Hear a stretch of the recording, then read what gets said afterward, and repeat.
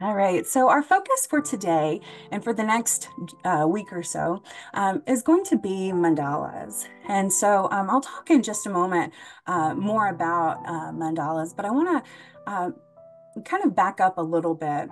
If you've been in other groups with me before, you probably noticed that I try to talk about other makers and artists quite a bit, especially women artists and artists of color, artists that don't get as much credit as they deserve. And so today, I'm going to share just a little bit about an amazing artist who used mandalas in a very special, unique way. And so her name is Hildegard, and she's pretty fantastic. So these are a couple images. The one on the right is an image that another artist did of her, but the one on the left is the one that she did of herself. It's a self-portrait. And so her dates are 1098 to 1179. So she was alive just a little while ago. Just kidding. She's been around for a while, but she lived most of her life in solitude on a hilltop monastery hundreds and hundreds of years ago. But her legacy is very much a lasting one. She is an incredibly remarkable woman who became Mother Superior of her convent, and she very much left behind a treasure trove of illuminated manuscripts, scholarly writings, songs, devotions, among many other things. But the sad thing is that her name didn't even show up in reference books before 1979, so until very recently. But she was an influential and spiritual woman whose very fierce devotion kind of paved the way for future generations of women to succeed in fields from theology and botany to medicine and music and art. And so, if you have a background in music, you may have heard of her before. She is not only a prolific writer. She was a musician and composer. And so she left behind quite a few beautiful and haunting, I guess, but really beautiful, wonderful chants. And if you go to her Wikipedia page, they have a sample of one of her chants there that you can listen to, which I definitely recommend. It's wonderful. But her in her lifetime, her work never really left or went out beyond the walls of her convent. Today, though, she's regarded as one of the first known composers of music in Western history, which is pretty impressive, of course. And I just want to kind of draw our attention to the images on the screen. The one on the left, as I said earlier, is a self-portrait. It's one she did. And so you can see she's kind of sitting in the center, and she's got these red rays coming down, and she has this monk next to her. There's because she was a prolific writer, she wrote a lot about seeing these visions of light. But because she was so detailed with them, a lot of scholars now think she had migraines. And as a migraine sufferer, I can look at this and say, yes, that's exactly how a migraine feels. Those spikes coming into your head like that. But it's interesting to see how she portrays herself in this image. Um, there are more surviving chants of Hildegard than any other composer in the entire Middle Ages, which is impressive. And she's actually one of the few known composers to have written both the music and the words, which again is really impressive. So just to list off some other things that she did, she like composed music and liturgies. She even wrote a musical, a play. She has one of the largest body of letters, about 400, that survived from the Middle Ages to today. I mean, she wrote like illuminated manuscripts. She wrote medicine and botany. She wrote commentaries on gospels, books on the saints. She even created her own language. And then, in spite of all that, on top of all that, she founded two monasteries, right? She became canonized as a saint, and she's credited as the founder of scientific natural history in Germany. So she was a Renaissance woman before even the Renaissance, which is kind of impressive. When I think about all she's done, I just like it blows my mind. Is there anything this woman cannot do, kind of thing? But she was in a time where women weren't allowed any kind of self-expression. And so she used art for a very specific purpose, communication purpose. Around like 1135, I think she was in her 40s. Then she created a series of really symbolic paintings that are also included in some manuscripts that have a very unmistakable mandala form. And so I'm just going to go to this page here. These are a couple examples of some mandalas. Some are more detailed than others. Some are a little simplified. But these are some examples of different types of mandalas. And mandala actually comes from the Sanskrit word meaning circle. And so it's this geometric design that kind of holds a great deal of symbolism in Hindu and Buddhist cultures. And so mandalas are believed to represent different aspects of the universe, and they're used as a tool of meditation and prayer, mostly in China, Japan, and Tibet. But now, kind of all over the world, we start to see them everywhere. I know some of us have probably seen those adult coloring books that are filled with these images. But mandalas are basically, at their basic form, is a circle that's contained within a square that's arranged in sections that are all organized around a central point, a single point. And so you can see in these images here, I don't know if you can see my cursor, but you can see each of these mandalas have a little circle in the center. And so they kind of are built from that, starting in that circle center and then building out. And the intention is starting in that center, working your way out. And by the time you get to the end, the outside, you've reached this place of relaxation or a place of focus or a place of wisdom. They're used for a lot of reasons for sure. But I want to go to this next slide here. This is an example of one of Hildegard's illustrations, illuminations. And so we can see it kind of follows right along with what we were just looking at, the mandalas, right? Starting at that central point and building out. So let's take a moment just really quickly and look at this image. What are some of the things that jump out to you? Some of the things that you notice?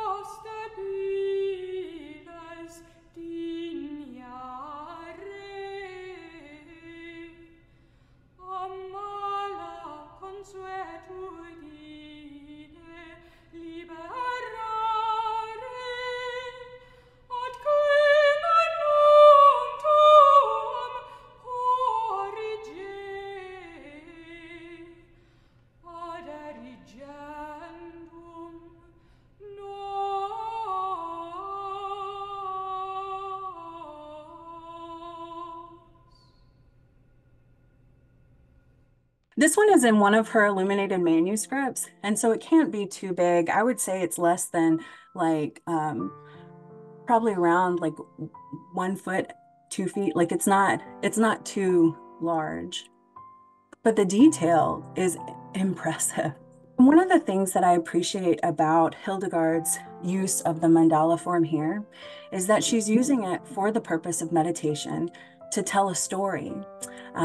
Here it's that choir of angels, right? But she's telling that story for the purpose of meditation, right? So I just want to look at a couple other images of hers here where you can see the story being played out. What are some things you notice in these two images?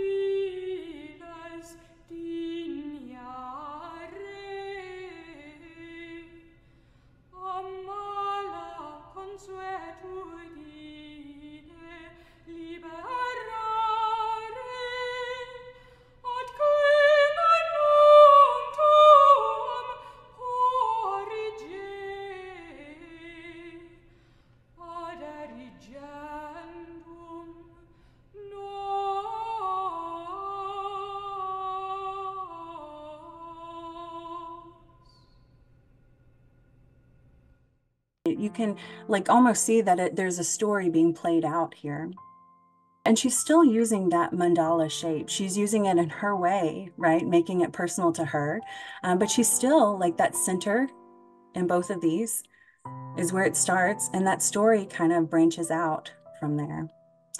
One of the things I always like pointing out with her work is these little images in the bottom. That's her. There's no mistake. It's hers, right? She put her image in there. So this is something that she did, kind of like an artist's signature that she added to these. Mandalas, she took them and used them for a specific purpose. But mandalas, even though that word is from certain countries, the idea of having this meditative circle starting from a center point and working its way out is in so many different cultures. And this is just kind of an example of that. We can see Navajo, Tibetan, Mesoamerican, Celtic, and even, as I mentioned earlier, adult coloring books. But you can see that this same idea is something that's used across cultures as a form of meditation, as sacred, as a form of like focus and relaxation, really. So we're going to take the last part of our group now and just kind of make our own mandalas. Hopefully, the conversation about Hildegard and the way she used mandalas can kind of inspire us with our own. And knowing also that this shape, this process, this idea of starting in the center and working our way out is something that's across cultures. So we can make it our own, just like Hildegard did. So if you have your journal, go ahead and open it up to a clean page. If you don't have the journal with you, just go ahead and draw on a piece of paper and we can add it to the journal when you get it, when it comes in. But what we're going to use today is either your journal or a piece of paper, and then the pen that came in the package or any supplies you have on you. I'm going to be using a colored pencil today that has several colors in it. So I have a lot of colors to work with in one pencil, but any supply you have will work for this group today. Well, the purpose of this exercise is really not about perfection. The goal here is mindfulness, right? The important thing is the process, the act of making, not rushing through it, not worrying about getting it right, but being focused on what's in front of us and kind of trusting that process. To start with that center point and work our way out, building circles and shapes. There's no wrong way to do it. This process we're doing is very intuitive. It's not specific to anything, but it's just going to be us starting with that center point and working our way out. You'll be able to see what I'm doing, and you can follow along with me if you like, or strike out on your own and create the mandala shapes and patterns that you prefer. But again, it really is just about starting in that center and building it out. So let's go ahead and kind of relax in our chair, maybe take a breath, feel our shoulders relax a little bit. Just take a moment to slow down.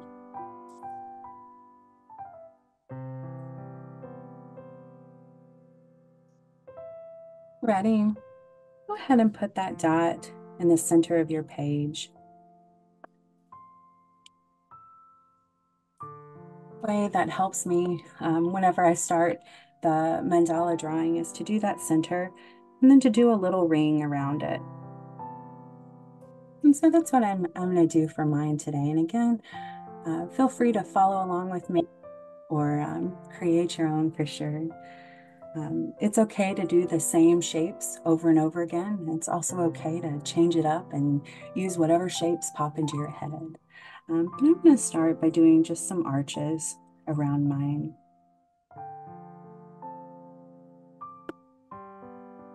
I'm going to bring my camera down a little bit too. You know, sometimes it can feel a little overwhelming thinking about what mark or shape to do next. And I hope that as we sit here now making these marks, that it doesn't feel overwhelming. Just take your time with it.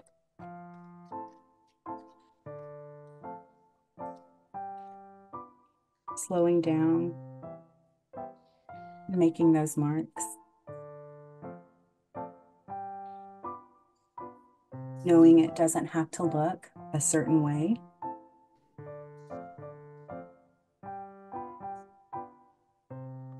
As we saw from those pictures earlier, there's so many ways to create a mandala.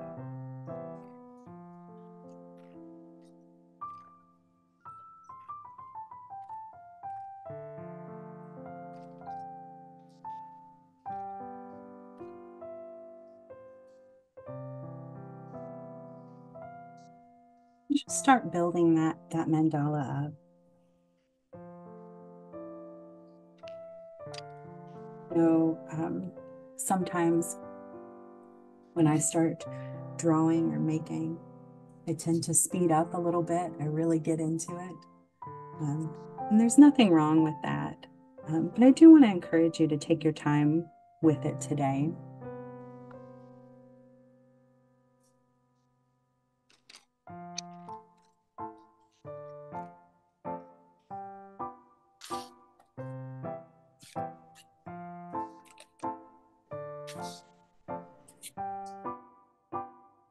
It's just about making those marks, starting in the center-ish and working our way out.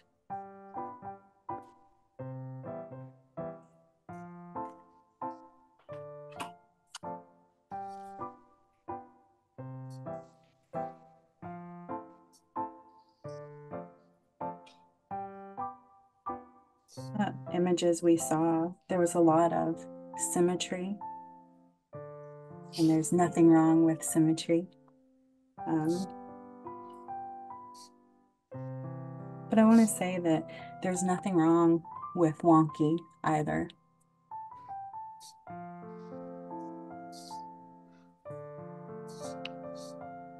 Sometimes we can get so focused on the missteps or the so-called flaws.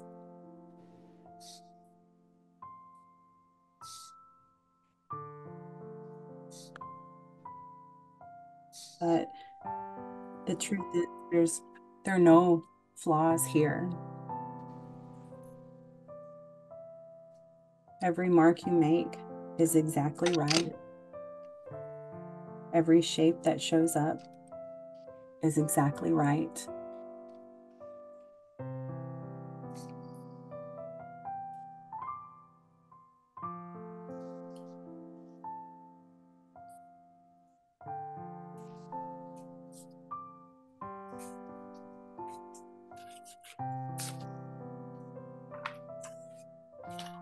I know I share a lot in our groups about this idea of wabi sabi, which is just a focus on finding beauty in the imperfection. I know that sometimes I'll notice my hand is shaky, my line is not straight. And the truth is that's okay. It's okay.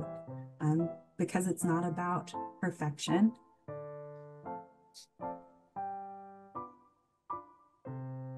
It's about doing, making, and being present.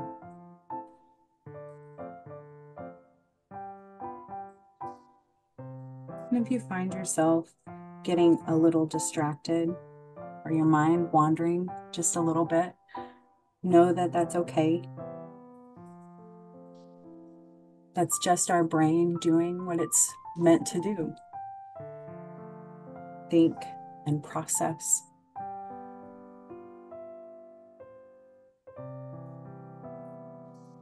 And just be gentle with yourself and guide your thoughts back to that image in front of you.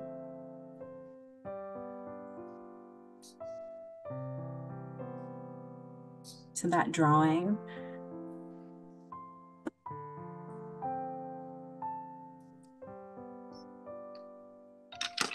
Maybe it helps to focus on the point of whatever pen or pencil marker that you're using. And just kind of watch that mark happen.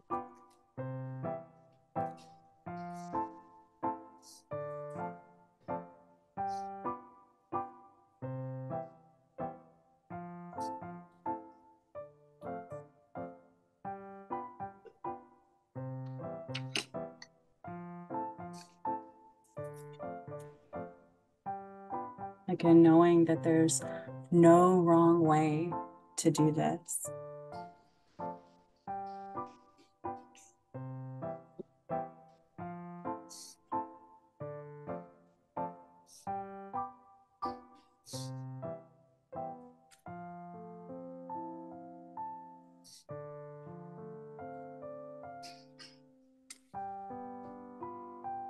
We're taking this practice of mandala making and making it our own today.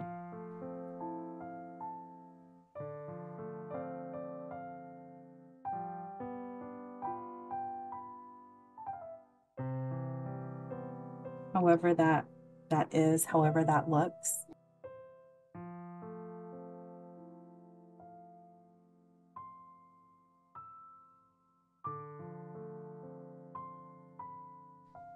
Just like Hildegard did with her mandala shapes.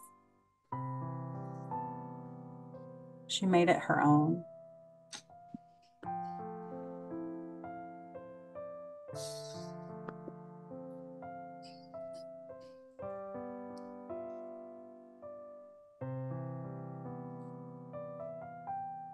Maybe it's hard thinking about the next mark to make, the next shape you want to add.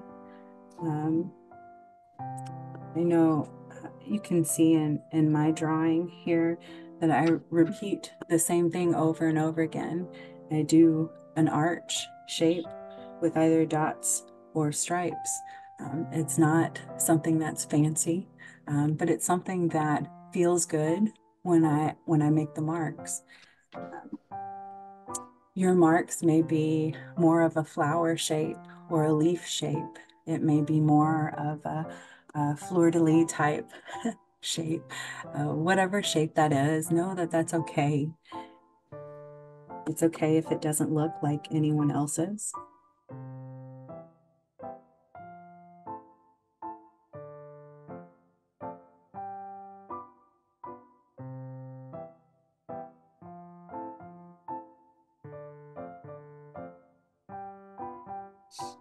This is your own version of it.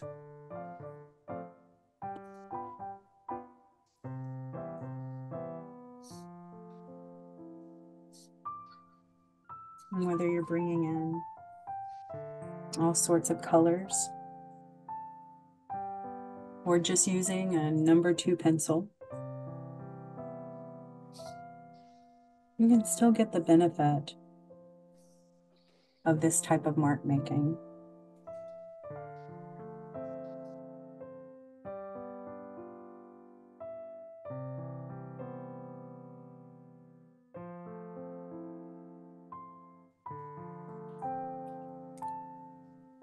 It's really about just the making of the marks.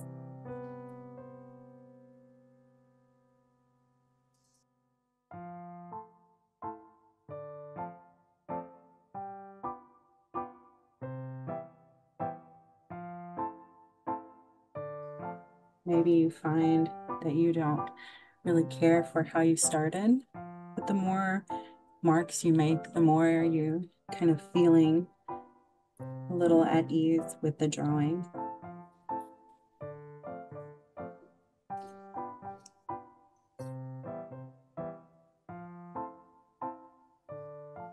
Maybe you're noticing crooked lines or marks that stick out, but that's okay.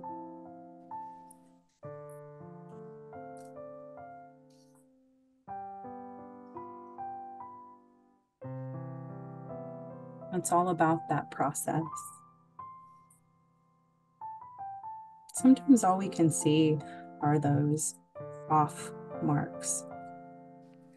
We can be too close to that drawing, but when we take a moment to just kind of step back and look at it as a whole, those things that we noticed as flaws really become part of the whole piece.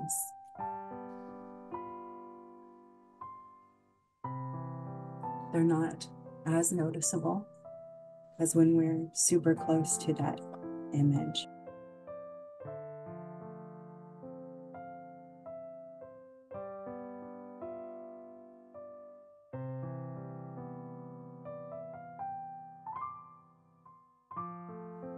Maybe you're finding that your mind is wandering a little bit.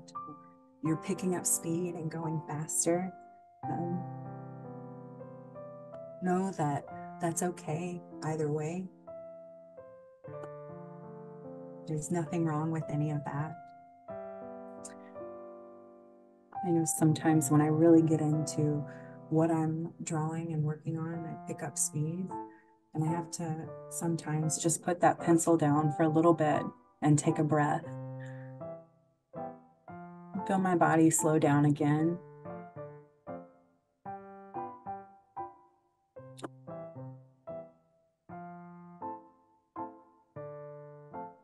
There's nothing wrong with speeding up.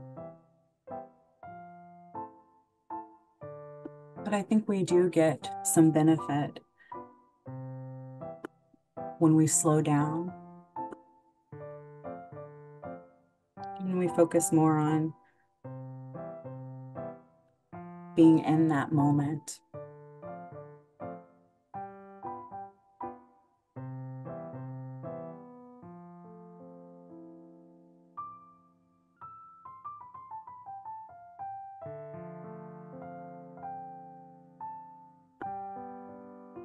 And it's all about being gentle with ourselves, too. We tend to be our own harshest critic.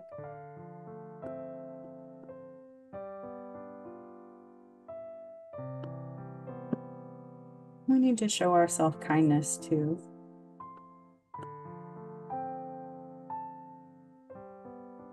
Again, whatever mark you make is good and right.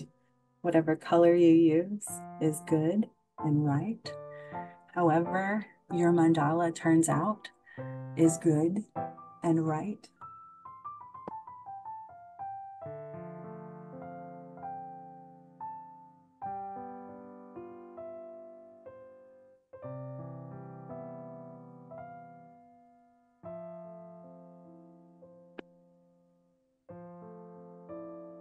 And again, if you start to feel a little anxious about what shape to add, know that you can repeat the same shape over and over again. Whether you're doing triangles or arches, harsher angles or rounded ones. There's nothing wrong with doing that same shape over and over again.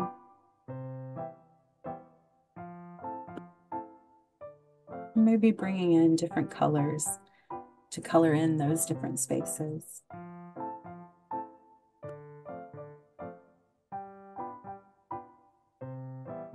I know that our time together is coming to a close. So you may be like me and not at all finished with your mandala, and that's okay. Know that it's not something that has to be finished in our time together. It's not something that has to be finished at all. It can be something that's just for a time. Let's go ahead and start finding that stopping place today, wherever that is. Maybe it's finishing that row you're working on or the color you're working on. Let's start coming to a stopping place.